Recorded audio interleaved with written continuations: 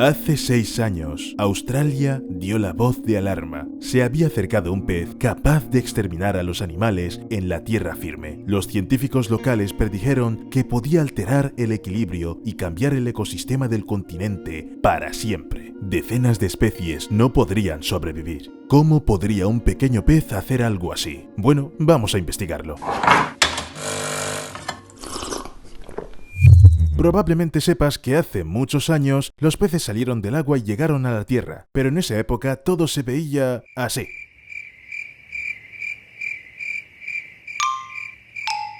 O algo así. En aquel entonces ya no había suficiente lugar ni oxígeno para todos. No había depredadores en la tierra, solo insectos. Así que a los peces les crecieron patas y pulmones y se convirtieron en anfibios.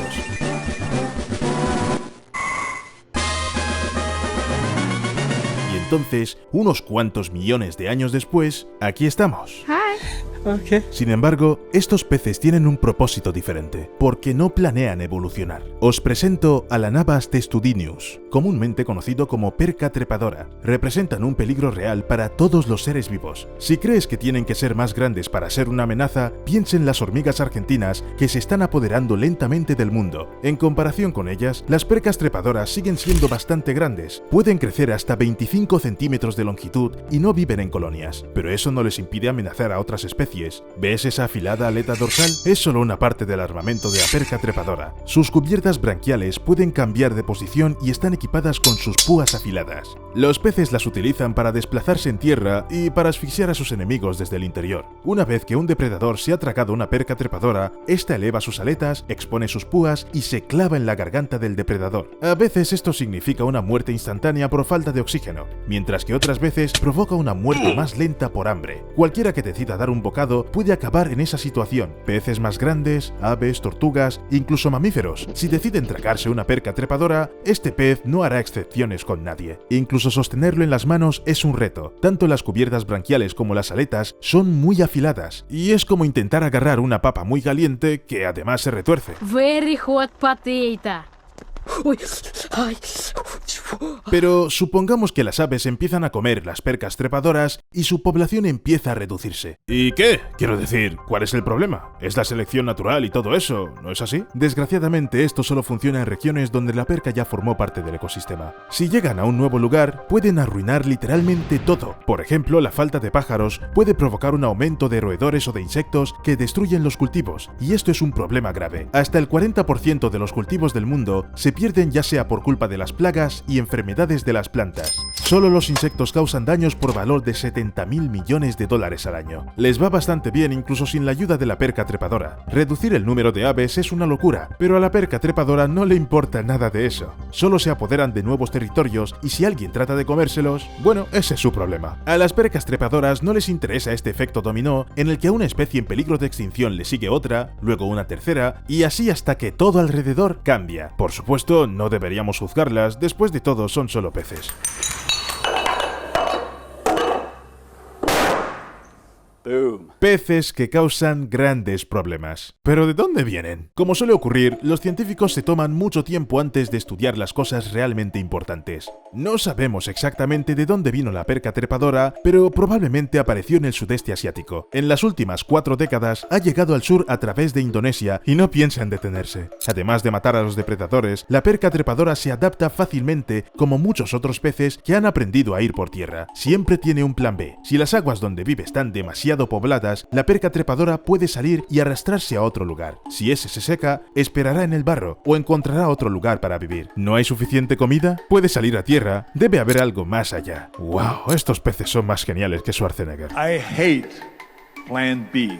Pero, ¿cómo te mueves en tierra si eres un pez? Quiero decir, ¿no crees que es un poco contradictorio? Las percas trepadoras se han ocupado de esto y han desarrollado un órgano especial para respirar en tierra. Retiene algo de agua e hidrata las branquias, lo que permite al pez vivir sin agua durante días. Pero la perca trepadora necesita mantener todo su cuerpo húmedo para sentirse bien, por lo que el pez prefiere moverse por la noche o por la mañana temprano, cuando todavía hay rocío. Espera, pero no se puede ir de la India a Australia sobre el rocío.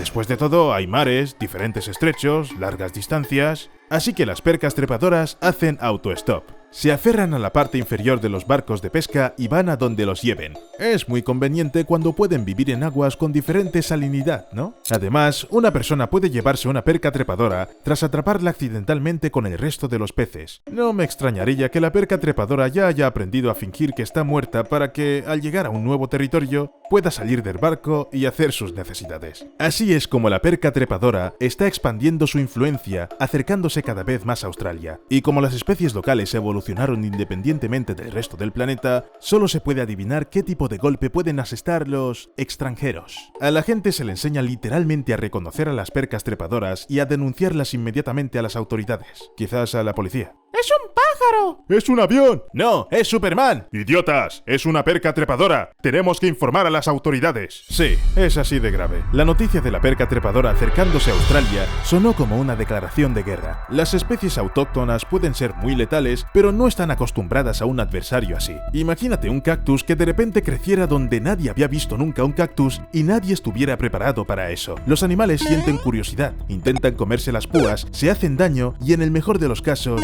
se lesionan. Lo mismo ocurrirá con los peces, incluso las púas son bastante parecidas. Se necesitará más de un siglo para acostumbrarse a un vecino así y aprender a vivir junto a él. Si es que puede acostumbrarse a la perca trepadora. ¿Dónde están todos los Steves? ¿No te has enterado? Se fueron a otro lago. ¡Por fin!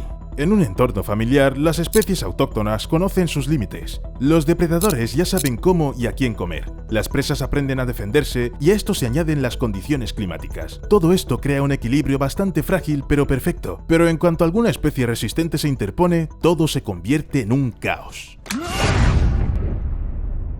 Estas especies se conocen como invasoras y en la mayoría de los casos son introducidas en un nuevo territorio por los humanos, a veces por accidente, pero el efecto sigue siendo impresionante. Por ejemplo, al final de la Segunda Guerra Mundial, la culebra arbórea café fue traída accidentalmente a Guam. Quizá la serpiente iba en la carga o incluso trepó por el tren de aterrizaje y acabó en el paraíso. En Guam casi no había depredadores naturales para la serpiente, pero sí muchos animales de presa que no estaban acostumbrados a ser cazados. Como resultado, la culebra arbórea comenzó a reproducirse con gran velocidad. Las serpientes exterminaron la mayoría de las especies vertebradas locales, provocaron miles de cortes de electricidad que afectaron actividades privadas, comerciales y militares. Esas mismas serpientes también fueron responsables de la muerte de aves de corral y animales domésticos, así como del trauma emocional de los residentes. Imagínate que un animal que normalmente no vive en ese entorno aparece de repente en tu casa, como un león o un hipopótamo, o incluso una serpiente que además es venenosa y peligrosa para los niños pequeños. Cualquiera se estresaría. En resumen, las serpientes se lo pasaron en grande. Mission